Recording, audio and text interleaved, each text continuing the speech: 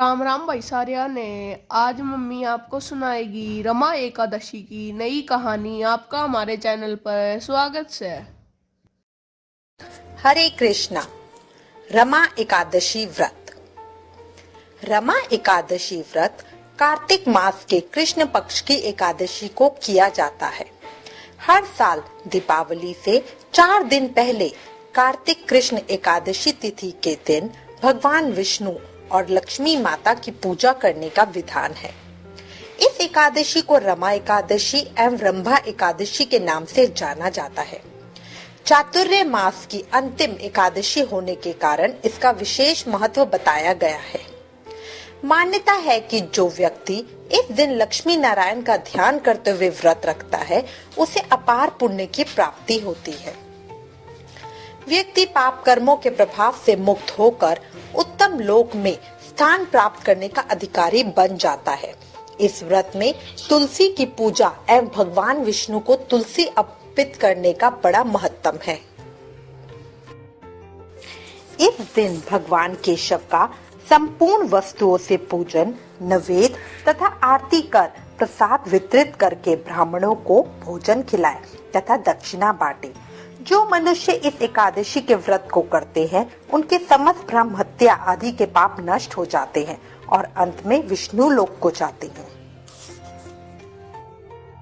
रमा एकादशी व्रत कथा।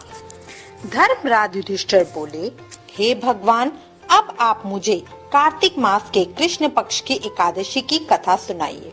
इस एकादशी का नाम क्या है तथा इसमें कौन सा फल मिलता है? श्री कृष्ण भगवान बोले, हे राजराजेश्वर, कार्तिक मास की कृष्ण पक्ष की एकादशी का नाम रमा है। इसके व्रत से समस्त पाप नष्ट हो जाते हैं। इसकी कथा इस प्रकार है। प्राचीन काल में मुचुकुंद नाम का एक राजा राज्य करता था। उसके इंद्र, वरुण, कुबेर, विभीषण आदि मित्र थे। वह सत्यवादी तथा विष्णु भक्त था। उसके एक उत्तम चंद्रभागा नाम की लड़की उत्पन्न हुई। उसने उस लड़की का विवाह राजा चंद्रसेन के पुत्र शोभन के साथ किया।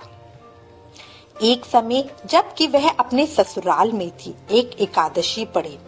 चंद्रभागा सोचने लगी कि अब एकादशी समीप आ गई है, परंतु मेरे पति अत्यंत कमजोर है, इसलिए वह यह व्रत नहीं कर सकते। परंतु मेरे पिताजी की आज्ञा कठिन है। जब दशमी आई तब राज्य में ढिंडोरा पीटा गया।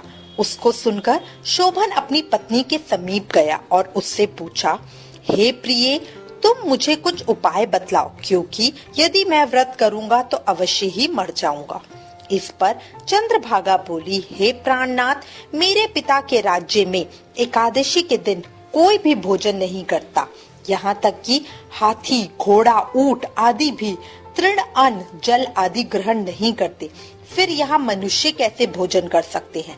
यदि आप भोजन करना चाहते हैं तो यहाँ से दूसरे स्थान को चले जाइए, क्योंकि यदि आप इसी स्थान पर रहोगे तो आपको व्रत अवश्य ही करना पड़ेगा।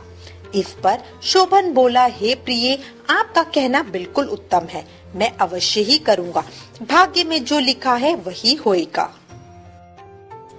ऐसा विचार करके उसने एकादशी का व्रत किया और अब सूर्य भगवान भी अस्त हो गए और जागरण के लिए रात्रि हुई।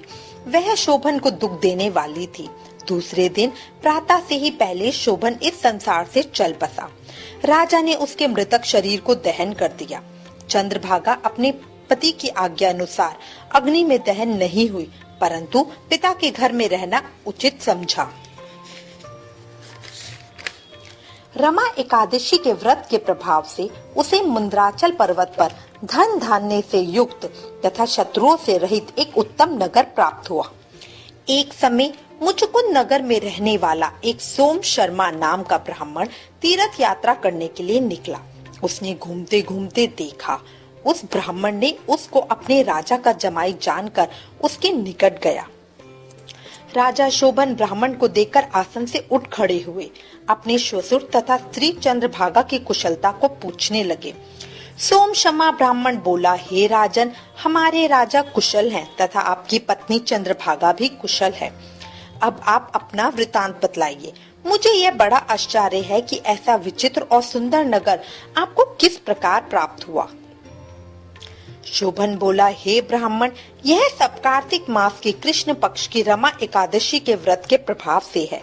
इसी से मुझे यह अनुपम नगर प्राप्त हुआ है, परंतु ये अध्रुव है। इस पर ब्राह्मण बोला, हे राजन, यह अध्रुव क्यों है और ध्रुव किस प्रकार हो सकता है, सो आप मुझे समझाइए। मैं आपके कहे अनुसार ही करूँगा। आप इसमें किंचित मात्र भी झूठ न समझे। शोभन बोला, हे ब्राह्मण, मैंने श्रद्धा पूर्वक व्रत किया था, उसके प्रभाव से मुझे यह नगर प्राप्त हुआ है। इस वृतांत को राजा मुचुकुंद की पुत्री चंद्रभागा से कहोगे तो वह इसको ध्रुव बना सकती है। ब्राह्मण ने वहां आकर चंद्रभागा से समस्त वृतांत कहा। इस पर राजकन्या चंद्रभागा बोली, हे ब्राह्मण, आप मुझे उस नगर में ले चलिए। मैं अपने पति को देखना चाहती हूँ। मैं अपने व्रत के प्रभाव से उस नगर को ध्रुव बना लूंगी। चंद्रभागा के वचनों को सुनकर वह सोम शर्मा ब्राह्मण उसको मंदराचल पर्वत के पास वामदेव के आश्रम को ले गया। वामदेव ने उसकी कथा को सुनकर चंद्रभागा का मंत्रों से अभिषेक किया। चंद्रभागा मंत्रों तथा व्रत के प्रभाव से दिव्य देह धारण करके पति के पास चली गई। शोभन ने अपनी स्त्री चंद्रभागा को देखकर प्रसन्नता पूर्वक अपने वाम अंग पर बिठाया। चंद्रभागा बोली, हे प्राणनाथ, अब आप मेरे पुण्य को सुनिए। जब मैं अपने पिता के गृह में 8 साल की थी, तब से ही मैं यथाविधि एकादशी का व्रत करने लगी हूँ। उन्हीं व्रतों के प्रभाव से आपका यह नगर ध्रुव हो जाएगा और समस्त कर्मों से युक्त होकर प्रलय के अंत तक रहेगा।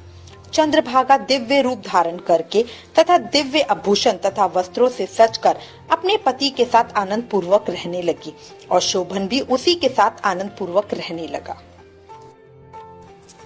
हे राजन, यह मैंने रमा एकादशी का महत्व कहा है।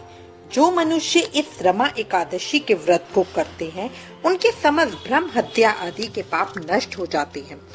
जो मनुष्य रमा एकादशी का महत्व सुनते हैं, वह अंत में विष्णु लोक को जाते हैं। हरे कृष्ण।